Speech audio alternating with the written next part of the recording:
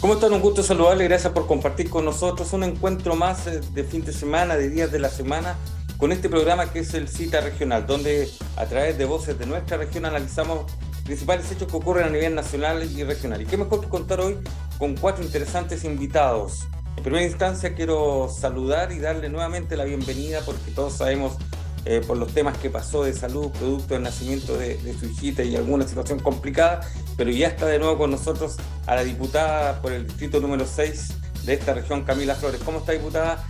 Gracias por estar con nosotros y se ve bastante bien, ¿no es verdad? Luchando, como dice usted, producto de esta situación lamentable que ha vivido. Muchas gracias, Bernardo. Bueno, saludar a todos los panelistas, saludarte a ti, agradecerle a todo el canal la preocupación, saludarle también a nuestros televidentes con mucho afecto, mucho cariño, agradecerles también la enorme preocupación que han tenido por mi salud y bueno, como bien tú dices, de a poquito saliendo adelante. Ha sido un proceso lento, desgraciadamente no es a los tiempos, a los ritmos que uno está acostumbrado, pero con mucha fe en Dios de que vamos a salir adelante, que me voy a recuperar bien y que las cosas van a mejorar y que esto va a ser lo que vivimos un recuerdo, simplemente que tengamos Percy, mi hijita y yo. Así que muchas gracias de corazón a todas las personas que estuvieron y que siguen estando tan preocupados de mi salud. Muchas gracias por estar con nosotros, diputada. René Lúez, lo vemos sonriente, concejal de C por Viña del Mar. ¿Cómo está, concejal? Una semana bastante ajetreada en la ciudad Jardín. Sí, muy agitada. Además, agradecer, por supuesto, la invitación otra vez a este programa. Quiero también saludar a la familia, bueno, tenerla de vuelta. Oramos harto porque estamos muy de regreso.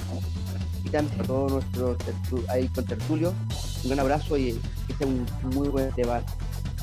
Bien, René, lamentablemente tenemos un pequeño problema a lo mejor con su internet, se queda pegado en cuando no le escuchamos bastante bien, así que esperemos mejorarlo, ¿le parece? Tratemos de solucionarlo. Mientras tanto, yo voy a saludar a quien es abogado, me refiero a Varas, pero el bueno, Jaime Varas Canesa. ¿Cómo está, Jaime? Un gusto tenerlo. Hola, en este hola programa Bernardo. nuevamente. Oye, en primer lugar, en realidad expresar mi alegría por la recuperación de la salud de Camila y bueno, que todo siga muy bien y que su recuperación sea total en el corto tiempo. Saludar a ti, a la gente del canal. Oye, los dos somos buenos, así que no hagas esa distinción. Mi abuelita decía que toda comparación es odiosa, así que no trata de evitar eso de diferenciarnos No, por pero nuestra seamos bondad. claros, no, sí, es solamente una broma al iniciar, pero cada vez Jaime hijo y Jaime padre son más parecidos, casi ya no se Sí, distinguen no, en la calle. era para matizar la conversación. Está bien, sí, no hay problema con eso, la verdad que ambos muy grandes amigos. También tenemos a Miguel Ángel Boto, ex convencional constituyente, por lo que es el distrito número 6. Un gusto tenerlo, Miguel Ángel, también en este programa. Muchas gracias, Bernardo. Igual, gusto en saludarlo, saludar de manera muy especial a René, a Jaime y a Camila, que sin lugar a dudas hay gente que te conoce poquito, como yo, no obstante por las redes y conversarlo con mi señora y en familia, también ha sido parte de nuestras oraciones. Y así mucha Gracias. gente, que es muy importante. Me alegro mucho por lo demás, la tremenda devoción que hubo ayer con la Virgen de los Vázquez, fue tremendamente masiva y eso nos hace sentir que estamos volviendo a los equilibrios, que el tema de la fe tiene que ser parte del discurso cotidiano y de la práctica cotidiana en nuestro país, en nuestra cultura cristiana occidental, sentimos en algún momento que se nos estaba yendo y lo de ayer y ver a Camila también recuperada nos hace sentido, por lo cual uno también está en política. Perfecto, hecho los Muchas gracias. saludos de rigor, entonces en este programa vamos a partir de inmediato con el primer tema. Quiero partir con usted, diputada, porque el presidente de la República señaló es preferible un acuerdo imperfecto. A esta hora, cuando estamos grabando este programa, tenemos que señalar que todavía se están realizando reuniones por parte de los partidos políticos para llegar a un acuerdo en lo que se refiere al nuevo proceso constituyente. Pero llamaron la atención estas palabras del presidente de la República, ya que de alguna manera llamó a lograr este acuerdo y que da la impresión que mucha gente, el propio bloque que lo apoya, no estuvo muy de acuerdo con estas palabras del propio presidente por cómo se han ido dando las conversaciones, diputada Flores. Sí, mira, yo creo, Bernardo, que está relacionado probablemente con que ellos quizás están viendo que no va a salir un acuerdo 100% como ellos esperarían. Probablemente están entendiendo que no solamente la oposición, en un rol que a nosotros nos toca jugar, ¿cierto?, de poder tratar de interpretar a la mayoría de los chilenos o en gran parte a los que votaron rechazo, o un número importante al menos de ellos, sino que también de esa ciudadanía silenciosa que no está de acuerdo como de tener nuevamente una convención constitucional. Ya estos convencionales, estos 55 convencionales que la verdad hay siempre excepciones que hicieron bien su trabajo con seriedad. En eso yo nombro, por ejemplo, a Miguel Ángel, pero en términos generales la gran mayoría de ellos hizo un tan mal trabajo que la gente no quiere que se vuelva a repetir esa misma situación. Y el gobierno, la izquierda, en su gran mayoría, han estado por repetir esta fórmula fracasada. Entonces, cuando no hay apoyo ciudadano, de acuerdo a las encuestas, y cuando también, por cierto, el rol que le ha tocado a nosotros como oposición es de ir frenando esa idea de una convención 100% electa nuevamente, y se dan cuenta que al final del día es muy difícil que algo así vaya a cuajar. Yo creo que el presidente se dio un poquito como por derrotado en esta idea inicial que tenían de este órgano 100% electo. Y ojalá, yo espero que así sea. Yo la verdad de las cosas que no canto victoria para nada. Hasta que realmente haya algo finiquitado, creo que puede pasar cualquier cosa, en política es así, en un momento está algo establecido y al minuto siguiente puede cambiar. Yo la verdad es que no estaría disponible con mi voto, lo he dicho desde el día 1, a apoyar nuevamente un órgano 100% electo en ningún caso. Si no hay expertos designados, ¿cierto?, por el Congreso, que tengan derecho a voz y a voto, no solamente como un acompañamiento de este plato principal que serían los convencionales o no sé cómo los irán a llamar en este nuevo proceso, yo no estoy disponible. Y la verdad es que yo a rato veo bien poco viable, además el número de la composición. A mí me parecía muy razonable, por ejemplo, lo que salió diciendo Amarillo, ¿cierto? Donde Amarillo decían, oye, tener 70% de convencionales y un 30% de expertos parece que no es la mejor fórmula, porque la gente se está inclinando, principalmente las encuestas de opinión, distintas estas sean, en que quieren un órgano mixto, y esto es igualdad de cantidad y de atribuciones, tanto de expertos como de convencionales electos. Perfecto, sin duda. Insisto, cuando estamos realizando esta conversación, se están en reuniones aún y no está claro si se va a llegar a un acuerdo y este acuerdo o van a continuar conversando en los próximos días. Y lo que sí está claro es que esto tiene que pasar por votación en el Congreso. Eso hay que dejarlo súper establecido. Miguel Ángel Boto, usted como ex convencional constitucional, ¿qué le parece cómo se ha ido dando esta conversación, considerando que ya se cumplieron 3 meses desde que ganó el rechazo? Exactamente, sí. Mira, como ya ha sido de conocimiento público, yo tomé la decisión después de muchos años de no pertenecer a un partido político, desde el año 2011 tomé la decisión de ser fundador del Partido Demócratas. ¿Ya? La senadora Jimena Rincón, que es nuestra presidenta, hizo una propuesta, yo le mandé una propuesta a ella, y se la mandé también al senador Matías Walker, que consiste en lo siguiente, porque yo creo que en este momento estamos en una etapa muy importante de no solo convencer, sino también dejarse convencer. Y también estamos en una etapa de entender que tenemos 2 orejas y una boca, que hay que escuchar el doble de lo que hablamos.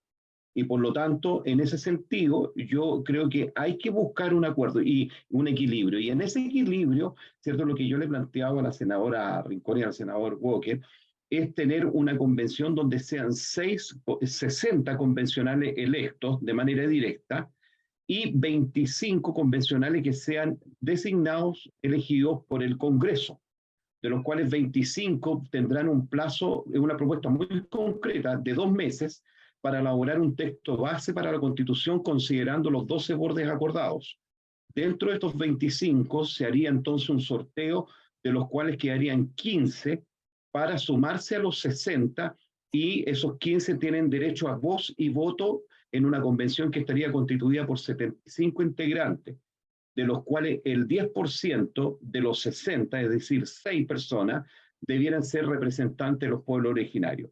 En el fondo, 54 elegidos democráticamente, 6 representantes de los pueblos originarios, más 15 que provienen de los 25 expertos abogados constitucionalistas, de tal manera de iniciar la discusión con un proyecto base técnicamente, ¿cierto?, bastante bien fundamentado, porque yo creo que una de las grandes debilidades que tuvimos dentro de la convención fue desde el punto de vista técnico, sobre todo los jóvenes que terminaron siendo muy, muy cerrados para poder discutir y abrirse al debate. Perfecto, bueno, seguimos conversando y siguen reunidos, por lo menos en el ex Congreso Nacional. Jaime Varas, ¿cuál es su posición y su postura frente a esta situación?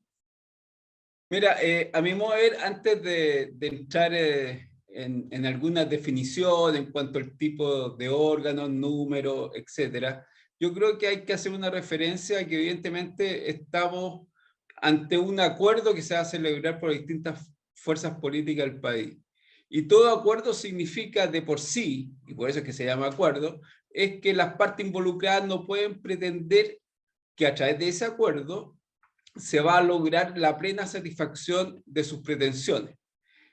Se aplica lo mismo, por ejemplo, en el aspecto judicial, cuando tú celebras una transacción, las partes evidentemente tienen que renunciar a partes de sus pretensiones con el objeto de llegar a un acuerdo. Bueno, esa misma filosofía, a mi modo de ver, tiene que existir en este acuerdo de las fuerzas políticas. Y por lo tanto, las distintas fuerzas no pueden pretender que su postura va a ser plenamente recogida por ese acuerdo.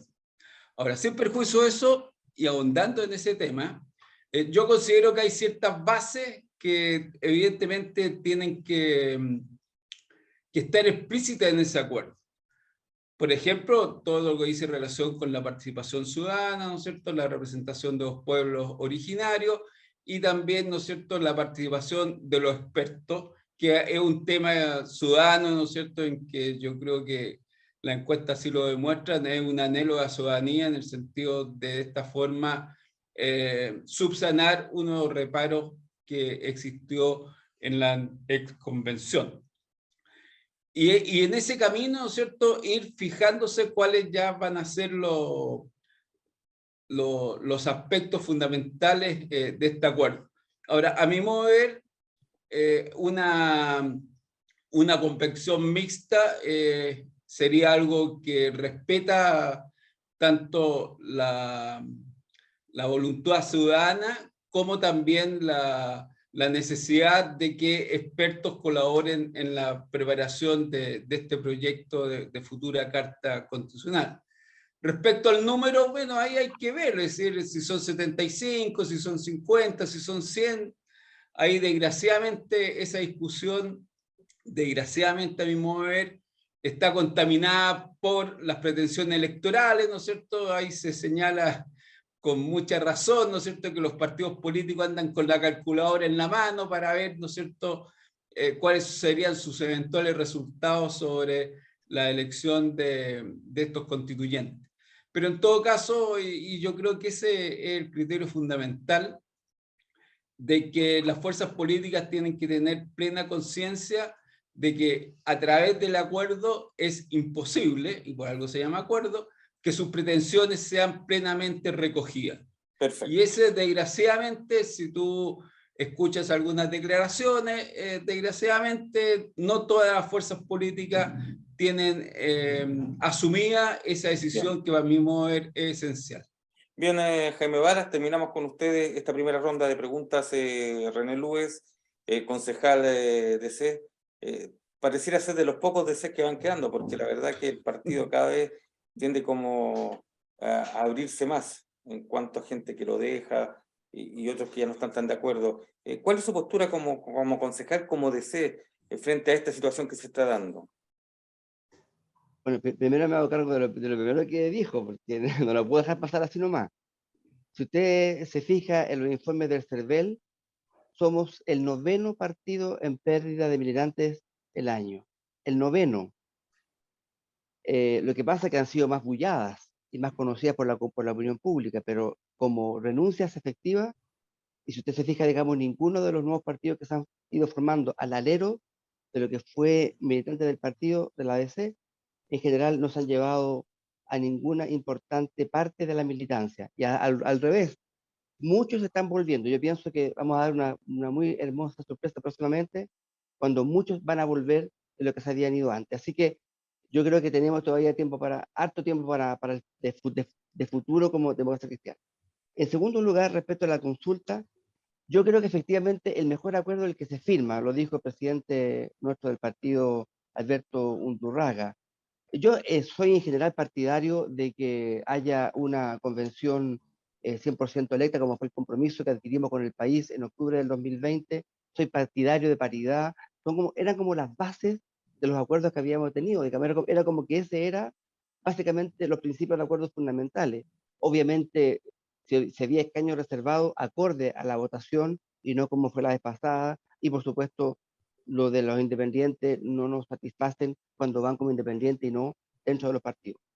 Y obviamente no se gustaba, por ejemplo, a mí, claro, un órgano consultivo o experto, como les llaman, que acompañara el proceso, no que fueran los que hicieran, digamos, esta constitución, pero en fin, si hoy día hay acuerdo mayoritario, porque ese es el camino que hay que ir abordando. A mí lo que me interesa es que lleguemos a acuerdo, que lo que elaboremos sea la mejor constitución para Chile, que nos represente a todos y a todas, que no sea una constitución de trincheras, sino que una constitución, digamos, que realmente refleje el alma del país. Y para eso, ojalá que tengamos los menos, digamos, convencionales que aseguren la mayor representación. Uno puede decir 50, pero quizás probablemente no sea justo para las regiones del país. Hay que elegir los más acotados convencionales, pero que genere la mayor y posible representatividad nacional. Así que bueno, yo espero que estemos a la altura, que los partidos políticos estén a la altura, porque esta hora es una hora muy importante para el futuro de Chile. Perfecto, Rede. Ahora, desde la perspectiva de lo que piensa cada uno, de lo que cree cada uno, quiero hacer la siguiente pregunta, comenzando por usted, diputada. ¿Cuál sería el escenario ideal antes de Navidad con respecto a este proceso constitucional, diputada? Mira, Bernardo, a ver, comprendiendo y partiendo de la base de que el tema constitucional no es una prioridad para los chilenos en ningún caso. Cuando tenemos situaciones que son mucho más apremiantes para el común de los chilenos, la verdad es que ponerle fechas a mí en lo personal no me acomoda. Creo que hay otras cosas que sí son urgentes y que debieran haber estado resueltas hace muchos meses atrás, como el tema de la delincuencia, o al menos haber hecho medidas concretas para solucionarlo, ¿ya? Entendiendo que es muy difícil que esto de un día para otro, ¿cierto?, vaya a dejar de ocurrir de la manera alarmante que está pasando en Chile. Me refiero al tema de la delincuencia. Entonces, la verdad es que a mí me gustaría que esa premura y que esos plazos que se autoponen o que se autodefinen sea para ese tipo de cosas. ¿Qué vamos a hacer en torno al tema económico, de la reactivación económica? ¿Cómo se hace frente a la recesión? ¿Qué se va a hacer con el tema alarmante también de la inmigración ilegal que tenemos? Que trae una serie de otros elementos, ¿cierto?, negativos para el país y que hacen tanto daño, muy relacionados también, por ejemplo, con el tema, ¿cierto?, de la delincuencia. Entonces, yo la verdad de las cosas que en lo personal, cuando sale, si sale antes de Navidad este año, el próximo año, para mí no es un tema. A mí me gustaría que, insisto, esta premura existiera más bien en las prioridades que los chilenos tienen, principalmente con el tema de la seguridad ciudadana. Nosotros en la región tenemos situaciones que son súper complicadas, donde hemos visto autoridades de este gobierno ausentes que no están haciéndose cargo de soluciones, porque para salir a dar una cuña o para salir, ¿cierto?, por las redes sociales a, no sé, solidarizar con víctimas o a decir que se van a hacer mesas de trabajo para hacer más diagnósticos, que ya están bastante claros, me parece que no es el camino. Yo quisiera que ese ímpetu en la discusión y el interés, ¿cierto?, esté centrado en esos temas. No en el tema constitucional. El tema constitucional le importa a nosotros los políticos, a los que estamos metidos en esta dinámica, ¿cierto? Y probablemente a los que nos va a tocar votar, en fin. Pero el ciudadano común y corriente Si tú vas a una población, tú vas a cualquier institución, créeme que para ellos este no es un tema, es un tema de un segmento muy minoritario y por lo tanto ponerse límites de plazo me parece que no es el camino. Yo quisiera que esos plazos estuvieran establecidos principalmente por el gobierno para hacerse cargo sobre todo el tema de la seguridad. Y vemos cómo pasan los meses y eso no ha ocurrido. Por el contrario, sigue aumentando la delincuencia, el crimen organizado, el narcotráfico, la inmigración, en fin. Perfecto. Para usted, Miguel Ángel, ¿cuál sería ese escenario ideal desde su perspectiva? Mire, yo creo que el Congreso y su función principal es el tema de llegar a acuerdos, ¿ah? Y llegar a acuerdos en la multiplicidad de temas que se tienen que resolver. Y por lo tanto creo que es fundamental, así como llegar a acuerdo en temas, ojalá un gran acuerdo respecto al tema de la seguridad ciudadana, como también un gran acuerdo de cómo reactivamos la situación económica del país, también llegar a un gran acuerdo respecto a la forma como se van a elegir los convencionales, la cantidad, el plazo, el tiempo, el rol. Vamos a ver si tenemos plebiscito de entrada, que es otro gran tema que tampoco está resuelto.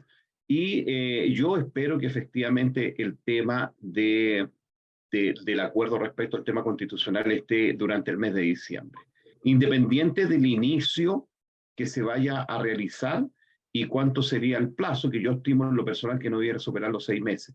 Pero espero, como un ciudadano más a pie, ¿cierto?, y que se resuelva ahora en diciembre, que no pase de este mes. Perfecto. Jaime Varas, para usted, ¿cuál sería su escenario ideal? Mira, en primer lugar, evidentemente comparto los temas contingentes que le afectan gravemente a la ciudadanía y que ha sido muy bien descrito por Camila. Y que evidentemente amerita la atención prioritaria del gobierno, eso no cabe duda. Pero evidentemente que también las circunstancias de que estas conversaciones se prolonguen en el tiempo también es una causal de incerteza jurídica. Y nosotros podemos comprobar que una de las mayores situaciones que afectan incluso el plano económico en un país es justamente la incerteza jurídica y la Carta Fundamental. Bueno, no de más está decir la importancia que tiene en el desarrollo del país. Por lo tanto, yo no soy partidario de dilatar eternamente estas conversaciones. Tiene que haber un momento en que todas las fuerzas políticas pongan sus cartas sobre la mesa y si no hay acuerdo, bueno, no hay acuerdo y se buscará otro camino que incluso ya ha sido enunciado por algunos parlamentarios. Por lo tanto, en primer lugar, yo señalo que el acuerdo constitucional, conjuntamente con los otros temas, necesitan una solución urgente y ya. Perfecto. Y por lo tanto, yo esperaría un acuerdo durante el transcurso del mes de diciembre, sin perjuicio de que, evidentemente, la ejecución de ese acuerdo puede postergarse para los meses de marzo, cuando se estime pertinente. Perfecto, Jaime. Terminamos con usted este primer bloque. René Lues, con su opinión sobre este escenario que sería ideal para usted. Muchas gracias. A ver, yo estimo que ojalá sea lo más pronto posible, pero tampoco le pondría un mayor, digamos, presión a un acuerdo que debe ser muy conversado, muy importante para el futuro del país, pero no por las razones que dice Camila, porque los países, los gobiernos, tienen que caminar y mascar chicle. Pueden dedicarse, como ella muy bien dice, y como también yo comparto, pero especialmente a los temas que hoy día son tan acuciantes como la seguridad, o también tienen que dedicarse a resolver estos temas de orden jurídico constitucional, porque son muy importantes para el futuro del país. Podemos hacer ambas cosas. Lo segundo, yo creo que, como digo, lo más importante es el acuerdo, los plazos son secundarios en este contexto, en el contexto de lo importante que es el tema constitucional para Chile. Y quiero decir algo más. La experiencia negativa que tuvimos en la convención, que yo creo que comparto también, pese a que hubo muy buenos convencionales, en general la experiencia que la gente tiene de la convención no obsta para que aprendamos de aquello y lo mejoremos. ¿Por qué digo esto? Porque, por ejemplo, hay municipios donde hemos elegido alcaldes o alcaldesas que han sido un desastre y a ninguno se le ha ocurrido que la elección de los alcaldes o de los concejales sea designada. Es decir, hay ciertos niveles de consenso y cuando hay fallas institucionales como las que tuvimos, hay que mejorarlas para bien del país y para el bien del proceso constitucional que esta convención, ojalá en el menor plazo posible, realice. Perfecto. Estamos concluyendo entonces este primer bloque con la opinión de René Lues. Agradecemos a la diputada Camila Flores, diputada de RN por el Distrito 6, a Jaime Varas Canesa, abogado, también al propio René Lues, concejal de C por Viña del Mar, y Miguel Ángel Boto, ex convencional constitucional, que se nos fue, pero ya vuelve rápidamente entonces para seguir luego en este programa. Nos separamos solo por algunos segundos de este cita regional de Quinta Edición y ya estamos con usted, con nuestros interesantes invitados.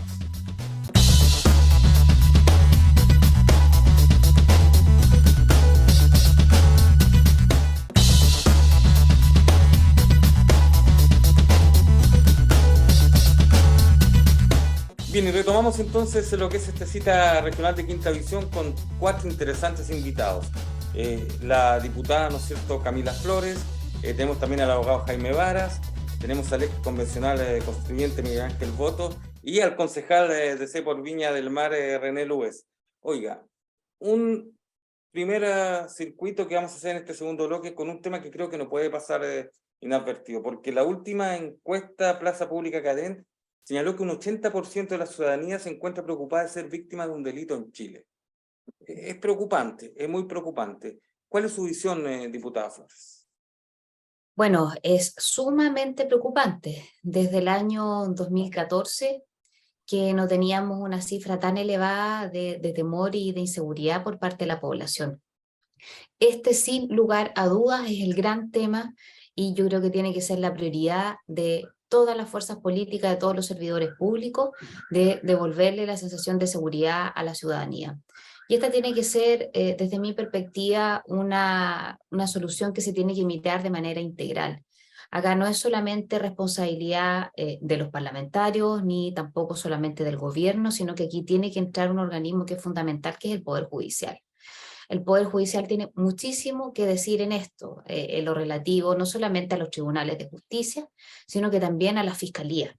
Y es tan importante que se trabaje de manera coordinada también con organismos que desde mi punto de vista siempre son poco considerados, pero que tienen mucho que decir a la hora del combate contra la delincuencia, que es Gendarmería de Chile, por ejemplo.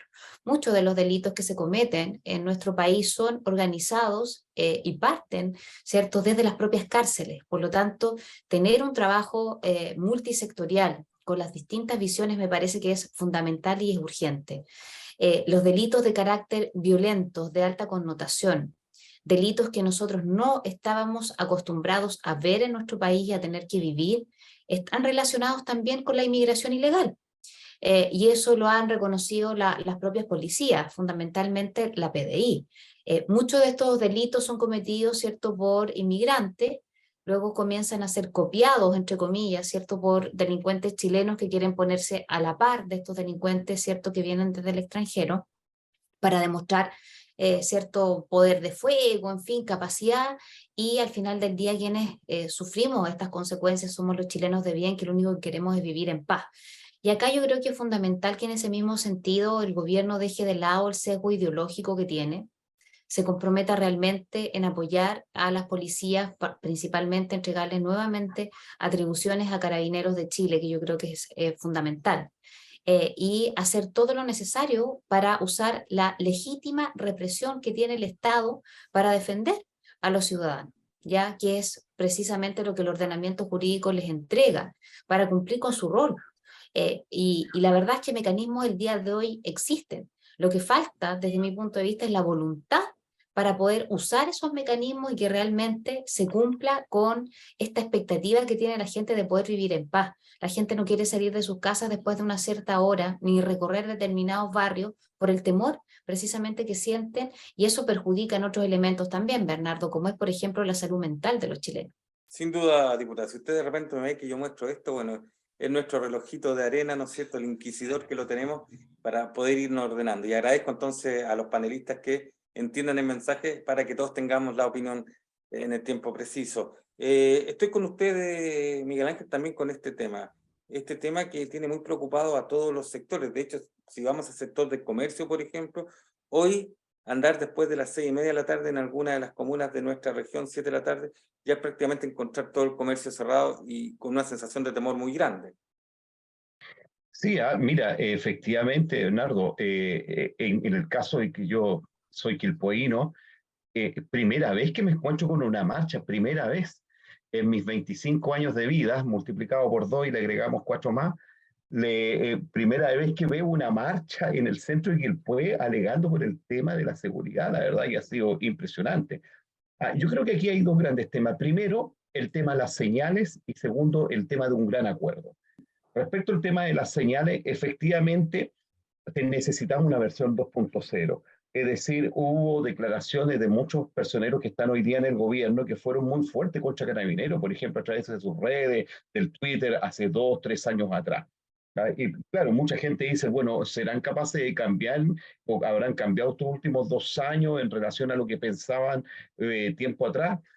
Queda la desconfianza, por lo tanto es una mala señal. Hay que reinventarse, hay que sacudirse todos respecto de los juicios y a los prejuicios y poder dar vuelta a la página y avanzar entonces como con señales más claras y concretas, ¿cierto? Que sean muy taxativas y duras. Y por otra parte también tener el liderazgo necesario para poder enfrentar este tema desde dos perspectivas, a mi juicio, desde la perspectiva del Ejecutivo, que lidere un gran acuerdo también para ponerse de acuerdo con el Parlamento, para hacer modificaciones a las leyes que corresponden, para que además el Tribunal de Justicia apliquen, interpreten y apliquen estas leyes, pero además lo apliquen con la rigurosidad de lo que definitivamente es el espíritu por el cual se discutió en su momento en el Congreso.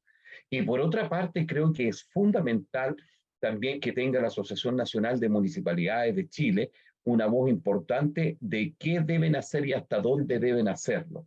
Yo creo que es fundamental eso porque una cosa es lo que puede hacer el gobierno, las policías, las Fuerzas Armadas, lo que está pasando en la Araucanía, y otra cosa también son ciertas competencias y ciertos niveles de inversión que también debiera ser parte de un acuerdo regional, en el caso de acá en la región de Valparaíso, ¿cierto? Ver qué ha hecho Rodrigo Mundaca respecto al tema de la inversión, cuáles son los temas que ha liderado él respecto al tema de seguridad, inversión, seguridad, cómo se ha coordinado con los municipios, ha habido apertura o solamente ha habido respecto a aquellos municipios que puedan ser más ad hoc, más afines, ¿cierto?, a su ideología política. Esos son temas que nosotros los ciudadanos comunes nos cuestionamos. Nos gustaría saber que nos explicaran, porque creo que es la única forma de enfrentar este tremendo tema muy preocupante. Señales y acuerdo. Bueno, recordemos que la seguridad pública corresponde no al gobernador regional en este caso, porque el gobernador regional a través del Consejo Regional ha aprobado múltiples recursos para una serie de iniciativas como adquisición de vehículos, de drones, construcción de nuevos cuarteles policiales. Incluso el mismo ha reclamado de que debe acabarse esta figura del delegado presidencial regional que a quien le compete el tema de la seguridad, o bien que el gobierno regional y el CORE tenga más atribuciones para el tema de la seguridad, donde también los gobiernos locales muchas veces se quejan de que llegan todo lo que son hacia ellos las quejas, pero tienen muy pocas atribuciones en el tema de la seguridad. Jaime Varas, ¿qué le parece a usted este tema? Bueno, sin lugar a dudas que es un tema súper preocupante para todos los chilenos, eso no cabe la menor duda, y los resultados de la encuesta así lo determinan. Ahora, a mi modo de ver, aquí hay una falla del Estado de Chile. Es decir, yo creo que es el Estado, a través de sus diversas instituciones y poderes, que sería largo de enumerar, no han sido capaces de poner término a esta situación, y yo te diría a responder y a adecuarse a los nuevos, por ejemplo, actos delictuales que no estábamos, que no conocíamos en nuestro país, que ahora sí se presentan, y que frente a esa novedad, por llamarla de alguna forma, el Estado no ha sido capaz de responder adecuada y rápidamente. Y ahí tenemos el tema, por ejemplo, del crimen organizado, de los portonazos. Bueno, son una serie de situaciones que hace poco nosotros no vivíamos que ahora las vivimos y que el Estado no ha sido capaz de responder adecuadamente. Ahora, en segundo lugar, yo creo que la legislación chilena actual contempla los medios para poner término a estas situaciones. Y lo que uno echa de menos, ¿no es cierto?, es la coherencia en la acción para poner término y atacar definitivamente este germen absolutamente dañino para la sociedad. Por ejemplo, una situación que por muchos conocido, todo lo que sucede con las libertades provisionales, por ejemplo, en que evidentemente llaman la atención de que muchas veces delincuentes son aprehendidos in flagrante y, bueno, por aspectos formales, quedan en libertad en forma inmediata, y eso evidentemente que también contribuye a un aumento en la delincuencia.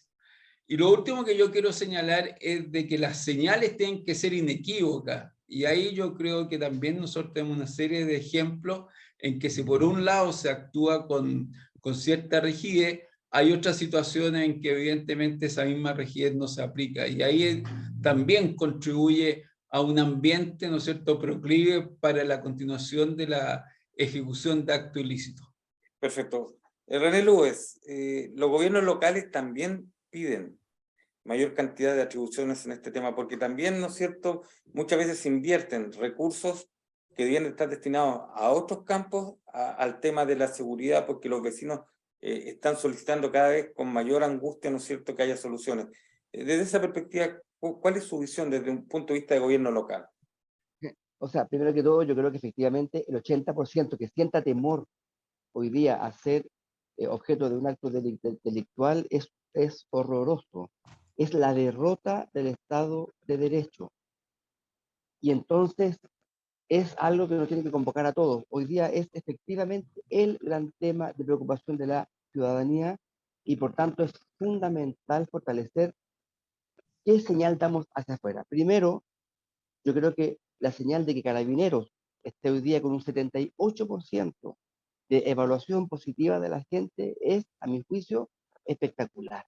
Es una buena noticia. De hecho, ustedes les comentaba el otro día en otro programa, en Gómez Carreño, por ejemplo, fueron ovacionados, más que nosotros, los concejales, más que la alcaldesa, fue ovacionado los dos representantes de Carabineros. Ayer mismo yo fui como cada 8 de diciembre, fui a San Antonio de los Vázquez a hacer, digamos, a compartir la misa allá, y cuando se hizo la parte final estaba Carabineros, y cuando fueron nombrados por el obispo, a rabiar la gente aplaudiendo. Quiere decir que que después de un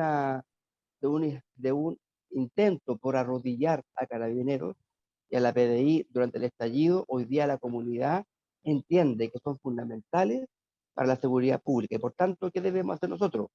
Apoyar a las policías con recursos, con una carrera que sea más atractiva para que entren más jóvenes hoy día, porque no están ingresando, dándole apoyo político, logístico. ¿Y los municipios qué debemos hacer? La pega de prevención. No tenemos que tener bocas de lobo, por ejemplo, en las calles, mejorar la iluminación, mejorar las canchas, en fin, el espacio público. Bueno, creo que ese rol, pero hoy día lo más importante, un gran acuerdo con la seguridad a nivel nacional y regional, con apoyo fundamental a la policía. Perfecto. Cerramos este tema y le voy a pedir permiso a la diputada Camila Flores, porque no voy a comenzar esta última ronda con usted. Pero no hay ningún problema. Para los otros dos panelistas, sí la voy a comenzar y voy a repetir el plato para René Lues como concejal, porque hay un tema que no puede pasar inadvertido. Se ha cumplido un mes, y quizás más de un mes, desde que los funcionarios de la salud municipal Viña Marina están en paro. Hemos conversado en múltiples ocasiones con ellos, hay una serie de problemas que han planteado, se quejaron de que muchas veces la autoridad municipal no los recibió, iban a reuniones. Pasó algo similar durante estos días con gente, ¿no es cierto?, de la toma Camiroaga, de Felipe Camiroaga Forestal, donde llegaron, los citaron y no los recibieron.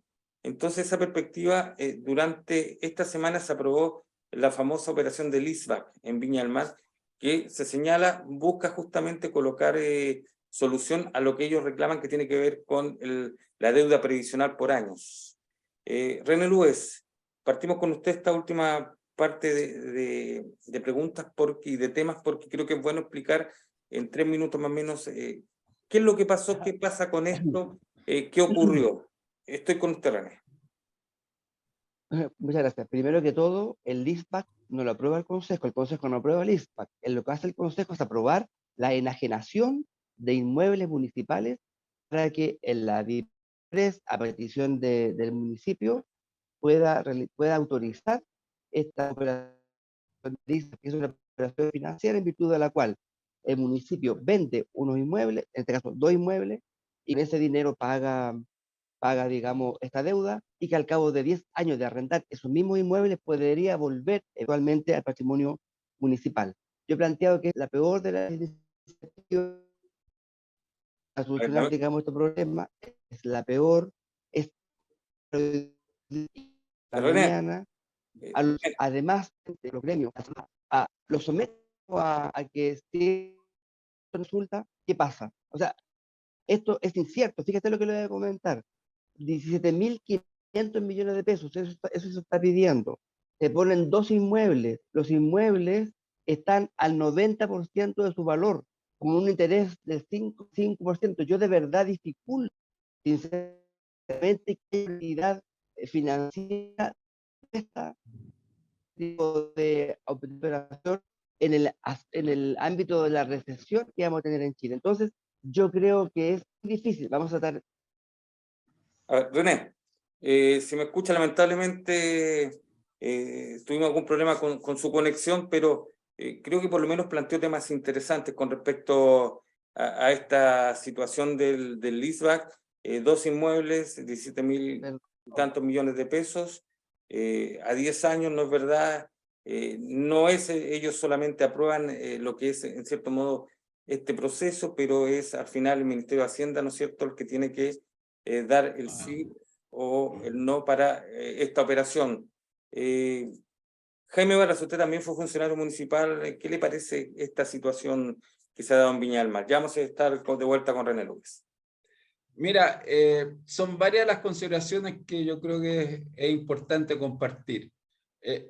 La primera es que yo creo que la deuda que arrastra la Corporación de Viña, que no es ajena con otras corporaciones de nuestro país, tiene una causa estructural.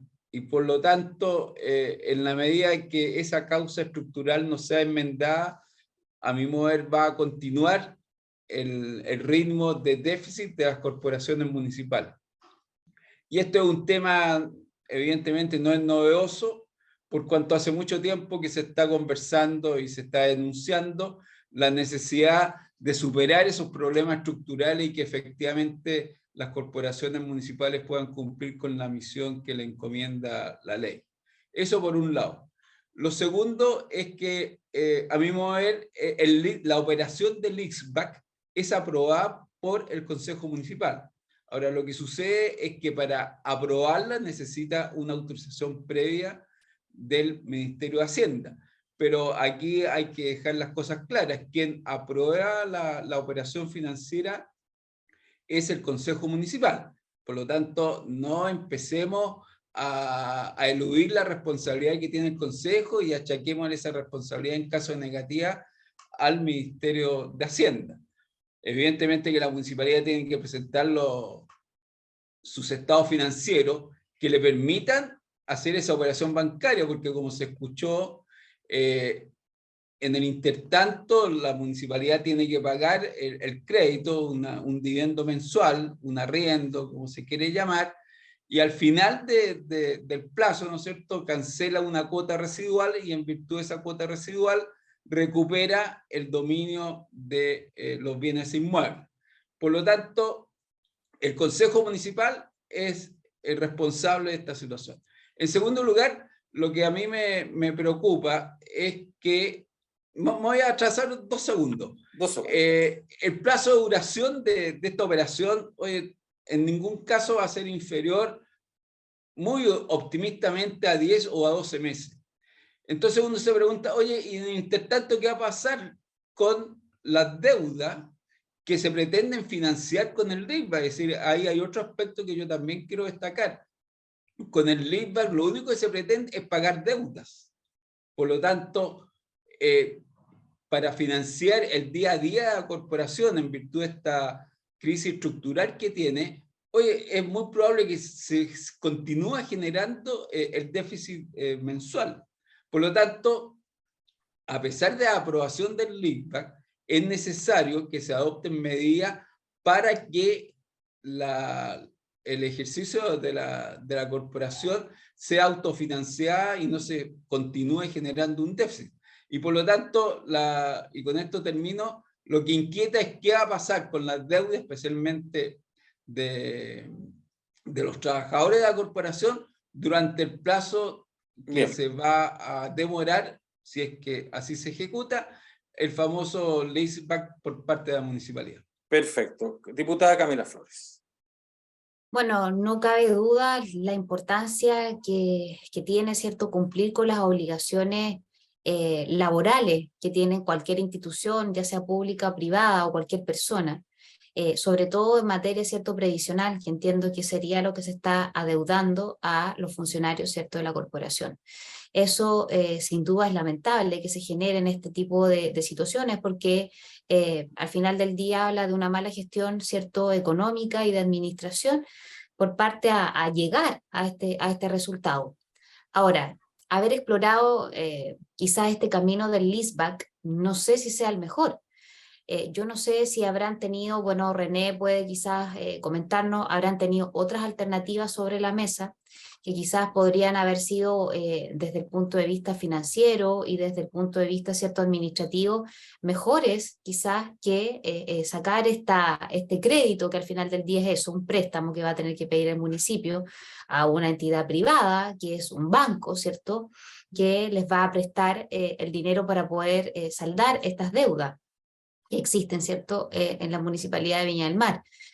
Porque la verdad de las cosas es que es complejo. Yo veo no fácilmente además que algún banco esté disponible para poder prestar la cantidad de plata que es bastante, según lo que entiendo. Y además es complejo por otro lado, porque este va a ser un proceso largo. El Ministerio de Hacienda a través de la DIPRES no creo que les dé la autorización rápidamente para una decisión como esta, por un lado, y por otro lado de acá que se ejecute efectivamente el traspaso de los dineros incluso puede terminar demorando más tiempo de lo que a esta actual administración, o sea, al actual periodo de esta alcaldesa le corresponde, y quizás esta sea una situación que va a quedar amarrada para probablemente incluso un consejo o un nuevo alcalde de Viña del Mar. Entonces, y la verdad es que lo que dice Jaime no es menor. ¿Qué pasa con las deudas que se van a seguir devengando en todo este plazo? En el tiempo que va a demorar, ¿cierto?, en saldárselo ya adeudado y en definitiva que el municipio cuente en sus arcas fiscales con los recursos para poder pagar esta deuda. Entonces, la verdad es que la figura en sí a mí me genera bastante ruido. Desgraciadamente esta situación, yo entiendo la incertidumbre que tiene que existir por parte de los trabajadores que hicieron presión para que se les resuelva, ¿cierto?, esta problemática, pero de repente actuar bajo presión y no tomar las mejores decisiones puede traer al día de mañana problemas que son mucho más grandes. Esperemos que no sea el caso, yo espero que no sea así y que todas las preguntas que quedan en el tintero se puedan resolver, porque yo creo que los vecinos de Viña del Mar necesitan y merecen certeza. Si al final del día es parte del patrimonio de todos los viñamarinos lo que se está dejando, ¿cierto?, ahí estos inmuebles para poder asegurar el pago de la deuda. Gracias, diputada. Miguel Ángel, estamos ya casi terminando el programa, así que le pido su opinión y luego le vamos a dar un minuto final a René para que pueda redondear porque lamentablemente se nos desconectó en algún momento. Miguel Ángel. Bueno, la primera pregunta que me hago, Bernardo, es cómo se llegó a esto. ¿Qué pasa con la gestión? Un poco el lenguaje de los sistemas de gestión de calidad, específicamente lo que es las normas ISO, uno tiene que atacar, bueno, ¿cuál es la causa? Porque si se convierte en estructural, significa que al principio no fue estructural, y si llegamos a convertir entonces en problema estructural, tenemos que tener una solución que tiene que ser más macro, incluso tiene que pasar por un tema de una modificación a la ley. Yo creo que me gustaría ver que ojalá todos los departamentos de finanzas de los municipios de Chile estuvieran acreditados por la norma ISO 9001 versión 2015. Ojalá, para poder efectivamente acreditar que las soluciones se solucionan desde la causa y no desde la temporalidad. Primera cosa. El segundo tema me parece fundamental, no voy a decir nombre, pero cuando me encuentro con un dirigente, ¿cierto?, de Viña, y me dice que el tema no solo es plata, sino también la falta de comunicación y que van a mantener el paro, porque es un tema no solo de recursos, ¿cierto? Es porque efectivamente hay una comunicación que está bastante obstruida y con mucho ruido con respecto a la alcaldesa. Y eso también me parece absolutamente preocupante. El tema, entonces, no solo financiero, sino necesitamos un tremendo liderazgo en Viña que abarque estas temáticas desde la causa y ojalá con una mirada a país, porque este caso de Viña no es solo en Chile, se ha repetido en muchos municipios en el país donde han tenido que acudir a este sistema de financiamiento como el LISPA. Perfecto. Terminamos con usted este minuto, René Lugo, porque ya estamos concluyendo. Muchísimas gracias. Sí, para responder algunas cosas. Efectivamente, no hubo ninguna otra opción para resolver esta deuda salvo el LISPAC. Nosotros propusimos, como 3 concejales, pero propusimos una alternativa de ajustar el presupuesto municipal para el año 2023, que va a aumentar desde los 110.000 a los 137.000 millones, ajustarla para no llegar a este LISPAC y pagarle con seguridad a los trabajadores del próximo año, ojalá de aquí a marzo. Esto es incierto, podemos llegar a junio sin LISPAC y no hay plan B, se va a acumular la deuda, el drama va a ser peor y además comprometemos patrimonio municipal. Por último, estamos hablando de la deuda más importante, que son la deuda previsional y los descuentos que se han hecho a los trabajadores son 10.000 millones de pesos. El esfuerzo que hay que hacer hoy día es juntar esos 10.000 millones, evitar este LISPAC, porque como digo, es incierto y además es muy caro. Esto va a atravesar las siguientes 2 administraciones, no solamente a esto, sino a las siguientes 2.